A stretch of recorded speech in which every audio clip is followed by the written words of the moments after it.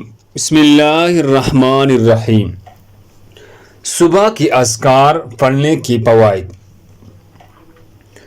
وَاذْكُرْ رَبَّكَ فِي نَفْسِكَ تَضَرُّعًا وَخِيفَةً وَدُونَ الْجَهْرِ مِنَ الْقَوْلِ بِالْغُدُوِّ وَالْآصَالِ وَلَا تَكُنْ مِنَ الْغَافِلِينَ۔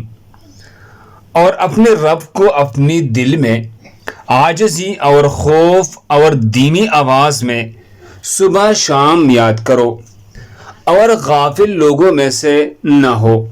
سورہ اعراف آیت نمبر 205۔ اسی طرح یہ 4 باتیں بھی یاد رکھو۔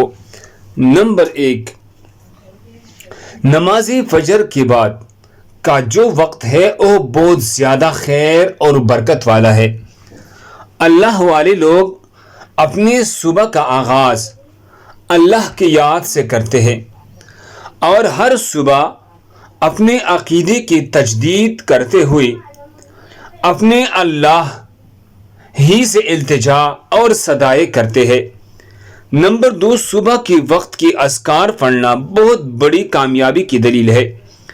جو مسلمان اپنی صبح کا آغاز صبح کے اذکار سے کرتا ہے اس کے لیے شام تک خیر و برکت اور عافیت کے سب دروازے کھول دی جاتے ہیں۔ اللہ تعالیٰ صبح کی اذکار کی برکت سے اپنے بندے کو سارا دن بڑے بڑے خطرناک نقصانات سے محفوظ فرما لیتے ہیں۔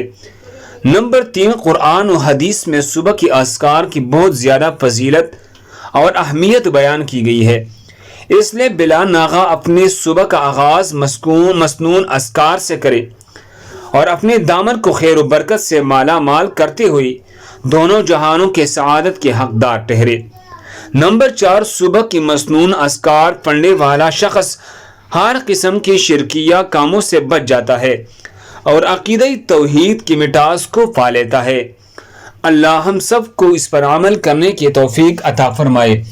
دوسری مسلمانوں کے فائدے کے لیے آگے ضرور شیئر کریں۔ مزید خوبصورت دعاؤں کے لیے ہمارے چینل کو سبسکرائب کریں۔